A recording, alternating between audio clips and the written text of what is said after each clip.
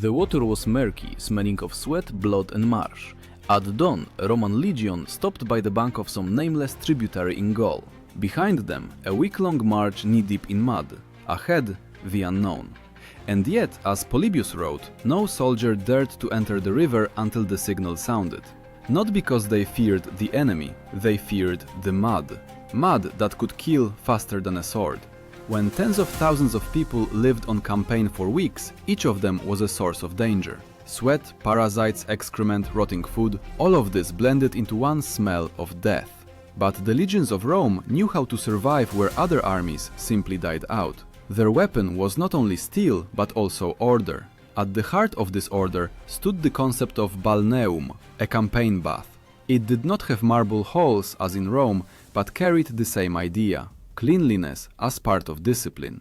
Water, even if icy, became as much an element of military service as a spear or armor. Imagine, in a camp for thousands of people, ditches, tents, a kitchen were erected, and nearby necessarily a place for ablutions. Archaeologists found remains of such baths in Britain and on the Danube, small stone or earthen rooms with a furnace and pipes through which hot air was driven. But more often, just a river, a bucket and an iron will. The Romans called this lutum militis, the soldier's mud. And they fought it daily, not for comfort, but for life. In army regulations from the time of Augustus, it was explicitly stated, a legionary was obliged to wash after a march and clean his body with oil or sand. Oil replaced soap, and sand removed sweat and dust, like sandpaper. Such washing, pain, not pleasure. But for refusing it, one could be punished, as for disobeying an order. For if infection were to spread through the camp, the legion would turn into a rotting corpse, unable to hold formation. Caesar himself wrote of instances when diseases mowed down more people than enemies, and yet it was here, by the murky waters of northern rivers, that the Romans created what would later be called campaign hygiene. It did not save everyone, but it did the impossible. It kept the army alive in conditions where every drop of water could become deadly. And when the legion rose with the dawn and moved on, only scorched earth and traces of campfires remained behind it, and the place where water had boiled yesterday. Where other armies left corpses, the Romans left order. But how did they maintain this order when on their shoulders 20 kilograms of equipment, heat and hundreds of kilometers to the nearest city? And who ensured that every legionary went through the cold river even if their body ached from fatigue? The marching routine of a Roman legion was like an endless nightmare of dust, smoke and sweat. Each soldier carried no less than 25 kilograms, armor, sword, spear, a 3-day food supply, tools for building the camp. But the heaviest burden was not metal, it was the smell. A mixture of char, sweat, rotting meat and wet leather. This smell haunted the legionaries like a shadow, and did not let them forget that man is merely an animal, allowed to be clean only by order. When the camp was built in the evening, the legate, commander of the legion, first ordered to dig a ditch, set up tents, and then to organize a place for ablutions. Water was part of military discipline. It was no coincidence that Tacitus wrote, where a legionary is lazy to wash, there disease begins. Washing, rubbing the body with sand and anointing with oil became a ritual not of weakness, but of strength. Warriors, dousing themselves with icy water after a day's march, resembled steel statues covered in steam. But cleanliness on campaign, not a luxury, but a weapon. Doctors were called medicus legionaris, military medics assigned to each legion. Their duty was to ensure that soldiers did not contract infections after battles and baths. It was they who demanded from the centurions, commanders of hundreds, to conduct mandatory ablutions even in conditions of cold and fatigue. This seemed like mockery, but it saved the army from epidemics that would have wiped out entire detachments of other peoples. In the absence of soap, the Romans used a strigil, a curved metal scraper with which they removed oil, dirt and sweat from the body. First, the soldier rubbed his skin with olive oil, then scraped off the layer along with all the filth accumulated during the day. This process was not just cleansing, but a punishment for the body. The scraper cut the skin, and the cold water after it felt like boiling water. But discipline demanded endurance. Archaeological findings show that even in remote provinces, legions built the simplest thermae. They had a hypocaust, an underfloor heating system where air from the furnace passed under the floor, creating heat. These mini-baths were found even in Britain, where winter could kill a person overnight. But more often, soldiers made do with rivers and cauldrons. Hot water was heated in bronze vessels and then poured into wooden tubs. A few minutes of warmth, and then the march again. This order astonishes even modern military historians. For a legion numbering 5,000 men moved as a single organism. Every evening they dug trenches, pitched tents, stretched out awnings, made fires and arranged for ablutions. For all of this, no more than 2 hours. Discipline, honed to mechanical automatism, prevented chaos from creeping in. And it was precisely for this reason that Caesar's legions could march 25 kilometers a day, maintaining combat readiness for weeks. But the water was not always clean. In the swamps of Germania, in northern Gaul, or in the sands of Syria, rivers were often contaminated by decay, blood, and remains. Historians report that the Romans used filters made of cloth and sand, and also boiled water, adding vinegar to it. This drink was called posca, a mixture of acid and water which quenched thirst and cleaned wounds.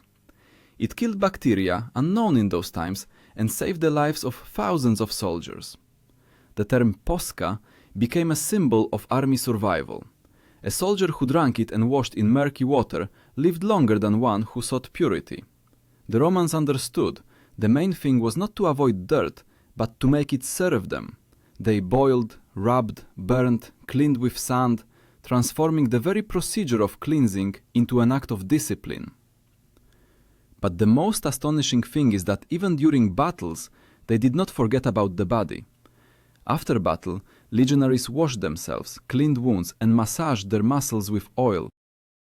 This was not just healthcare, it was a ritual of returning to humanity. For dirt, blood and sweat blurred the line between soldier and beast, while ablution restored a sense of form and order.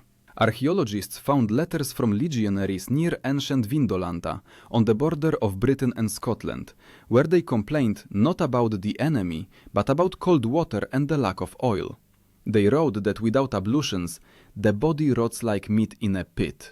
These lines sound like the cry of a person who understands. Cleanliness is life, and dirt is death. Thus the Roman army, step by step, created its system of hygiene, simple, yet ruthlessly effective. Where other armies succumbed to diseases, legionaries stood in formation. Water, sand, oil and iron discipline became weapons as potent as the gladius. And it was thanks to them that the empire could march through deserts, swamps and mountains without losing itself to the dirt. But one question remained open. How did this system survive when the legion found itself far from rivers, amidst the sands of Syria or scorching Africa, where there was no water at all? When legions marched through the sands of Syria or across the scorched plains of Egypt, water became a treasure, equal to blood. Under a sun that scorched the earth to whiteness, sweat instantly turned into salt on the skin. The soldiers drank from wineskins made of goat hides, and every sip was worth a life. Bathing was out of the question. And yet, even here where the very earth knew no moisture, the Romans found a way to stay clean. In such conditions they used ash and oil. A strange mixture, but it was precisely what saved them from infections. First, the body was rubbed with oil, then sprinkled with ash obtained from campfires. The mixture absorbed sweat, dirt and grease, and then it was scraped off with a knife or a strigil. This is how the semi-desert version of the Roman bath emerged. Modern archaeologists find remnants of bronze scrapers and vessels with ash in the oases of Egypt, evidence that baths existed even where there were no rivers. Anyone who first witnessed this procedure considered it madness. Legionaries, smeared with a grey layer, resembled reanimated statues, but in this madness lay calculation. Ash acted as an alkali, destroying bacteria. Oil protected the skin from cracks and sunburn. Even in the desert, the body remained capable of battle. A special role in such campaigns was played by aquilifers, soldiers responsible for storing and distributing water. Their name came from the word aqua, water. This was not just a position but a responsibility for the life of the entire legion. Water was scarce, but distribution was strictly according to norms. A few sips per person in the morning, a few in the evening. Violating the order was punished as severely as desertion. Written accounts from the time of Emperor Trajan tell that in his eastern campaigns, legions built temporary cisterns lined with hides and clay. They collected rainwater in them, then boiled it, adding vinegar, that same life-saving drink, posca. It quenched thirst and cleansed the intestines. Drinking water without vinegar was forbidden. The risk of infection was too great. This simple mixture, water, vinegar and ash, became a symbol of survival. Even under the scorching sun, a Roman had to be clean. He could not afford weakness, for dirt was considered a sign of a barbarian. And this was not just arrogance, but a strategy. A clean body, a strong soldier, a strong soldier, a strong formation, an invincible army. Water was scarce, but the Romans had time. They dug wells, laid leather hoses, created improvised baths from tents. Hot air from campfires was directed under fabrics, creating a steam bath effect. Outside, the desert scorched everything alive, while inside the tent, steam billowed, smelling of oil and sweat. Here the body was cleansed and the spirit rested. These campaign baths, the embodiment of Roman stubbornness, neither heat, nor scent, nor the absence of water could break the habit of order. Even if the bath turned into a cloud of dust, it remained a symbol of civilization, for a Roman believed, cleanliness distinguishes man from savage, discipline from chaos, the empire from barbarism. And yet, when armies returned from the desert, they brought with them not only glory, but also diseases. Legionaries, hardened in the sands, faced a new threat.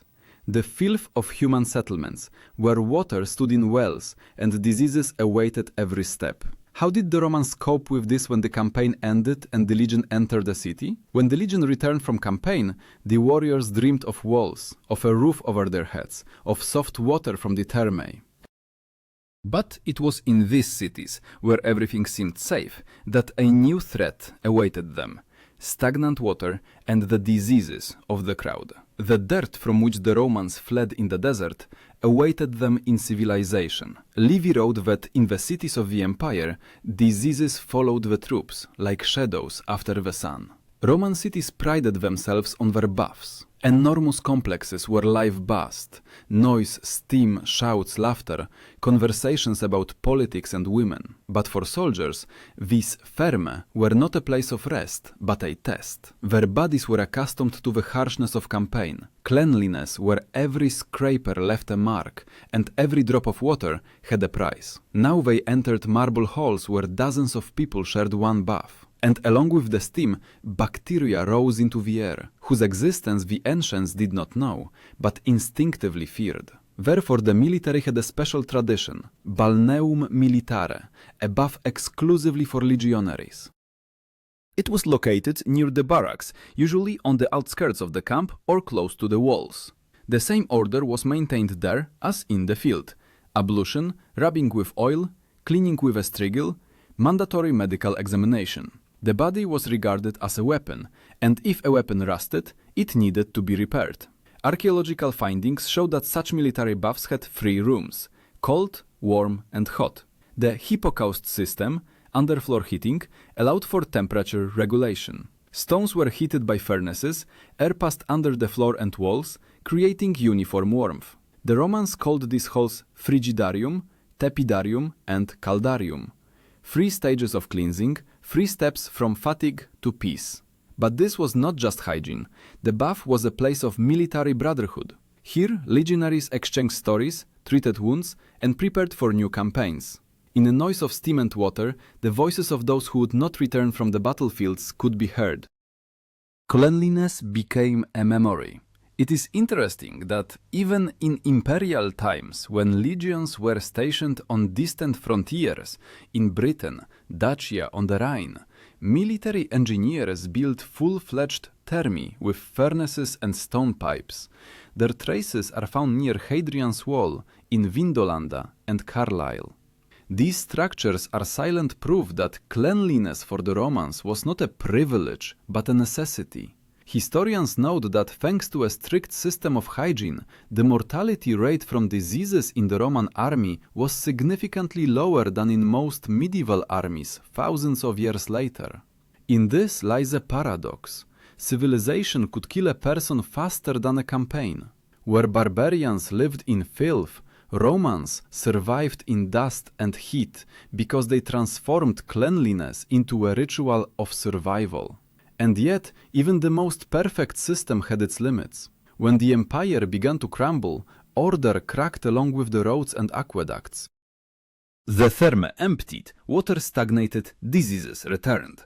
What once kept the army alive became its weakness, for without iron discipline, neither water nor baths could save it anymore. But how and why did the habit of cleanliness, once a symbol of strength, disappear along with Rome itself? And what happened to those who still tried to preserve this order amidst the ruins of the empire? The decline of discipline began not with defeats on the battlefield, but with weariness. Soldiers, accustomed to order, began to see ablution not as a duty but as a burden. After the death of Marcus Aurelius and the beginning of the 3rd century crisis, Roman legions were increasingly engaged in endless wars, from the Danube to Syria. Cities crumbled, roads became overgrown, aqueducts which had supplied garrisons with water for centuries fell into disrepair. Where thermae once bustled, now stood ruins. Historians vote that legions, abandoned on the borders, lost not only morale but also the habit of hygiene. Lice and diseases began to breed in the fields of the camps.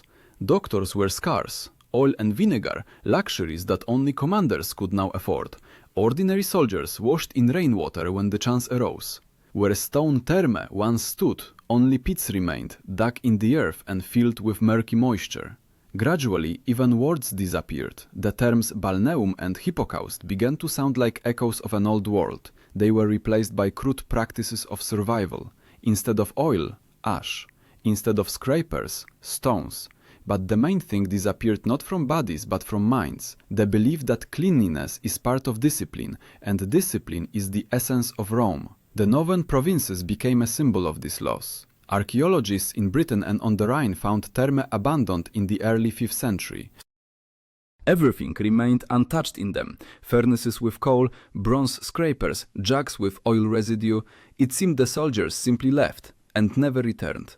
Perhaps barbarians overwhelmed them, or perhaps they themselves ceased to believe in the order that had recently held the world together. With the collapse of infrastructure, water also disappeared. Aqueducts crumbled, sources dried up. Dirt, once vanquished, regained power. Diseases decimated cities, and even emperors could not find clean water for bathing. Pliny the Younger wrote about how the filth in the thermae became a symbol of our time. This phrase became prophetic. And yet, even in this grim period, there were those who did not give up. Remnants of old legions, garrisons on distant frontiers, maintained the ritual of ablution. They built small wooden steam rooms, boiled water in bronze cauldrons, rubbed their bodies with sand as if trying to hold on to the very memory of Rome. For them, cleanliness became an act of resistance, the last sign of belonging to the empire. It was then that a new term was born, balneum militare reducta, reduced military bath. These were small structures designed for dozens of people. They no longer had marble, columns and hot floors. Only fire, smoke and the smell of oil. But everyone who entered felt that they were still part of the great machine that once marched through the world. Cleanliness transformed from a routine into a symbol of memory. When the empire finally collapsed in 476, the thermae disappeared with its demise. But along with them, the striving for order did not vanish. It hid in the habits of descendants, in monastic rules that required washing hands and body, in the traditions of knights who cleaned their armor, just as legionaries once cleaned their skin. Rome fell, but its idea survived in the most unexpected forms. And yet, one last question remained, which the Romans themselves would ask us. If cleanliness is a weapon, are we capable today of wielding it as they did? When the empire plunged into chaos, it seemed everything disappeared. Roads, the army, law, faith in order. But one image did not disappear.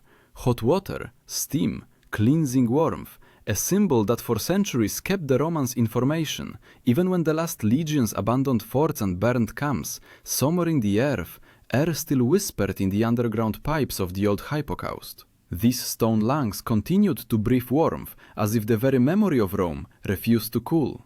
Archaeologists tell us that centuries after the fall of the empire, barbarians, Franks, Visigoths, Angles, came to the ruins of the Thermae. They didn't understand how heat could flow under the floor, but they felt power in these stones. Some of them tried to restore the furnaces, to heat water, without even knowing why. In their hands, ancient technology transformed into a ritual, a legacy passed down without words. Thus, the idea of cleanliness outlived those who created it. For the Romans, the bath was not just physical relief, but an act of spiritual discipline. The body was cleansed so as not to surrender to weakness, to endure cold, heat, pain. This was part of military valor. Cicero wrote that cleanliness of the body is a reflection of order in the soul. When the Thermae disappeared, this inner order also vanished. Medieval Europe would long consider bathing dangerous, unhealthy, even sinful. People forgot that it was cleanliness that saved armies and cities. But the trace of the Roman bath did not dissolve. In Byzantium, military thermae survived, and Byzantine soldiers, heirs of the Legionaries, still heated water and rubbed their bodies with oil before battle. Later, the Arabs adopted this custom, creating their hammams, descendants of Roman balnea. The idea of cleanliness as a form of strength passed through centuries, changing languages and faiths, but not its essence. Even in northern countries, where the legends never reached, a love for steam, for baths, for hot air emerged, as if an echo of that discipline that once held the world under the sway of one city.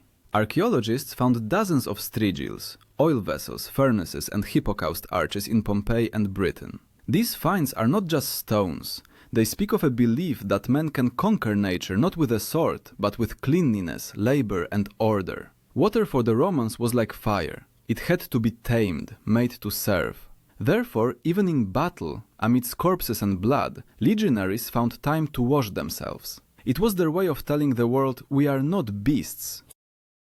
We are Rome. When modern researchers compare the survival rates of armies from different eras, the figures are striking. In Roman legions, the mortality rate from diseases was almost twice lower than in armies of the late Middle Ages, not because of miraculous medicine, but because of the habit of cleanliness. To wash meant to survive meant to win. But the most important thing in this story is not the technique, but the spirit. The Romans could march through mud and cold, but they did not allow mud to settle within. Their bath was a symbol of self-control, not just control over the body. And when that control disappeared, the empire disappeared with it. Today we live in a world where hot water flows from the wall, and cleanliness seems to be something taken for granted. But this is precisely what makes the Romans' question particularly poignant. Are we ready to pay the same price for order, for discipline, for survival, if everything collapses again one day? Because at the end of this story, it's not the bath, not the empire, and not even the water. At the end, it's a person standing by a cold river, tired, covered in sweat and dust, yet still descending into the water. He knows that tomorrow he might die, but today he cleanses himself. Not for beauty, but for strength. For the belief that even amidst dirt, one can remain human. And now, knowing this, it's worth asking yourself, if you stood beside him, in the icy wind, with a sword on your back and dirt under your fingernails, could you do the same? Could you enter the murky water to prove that you are worthy of being part of Rome?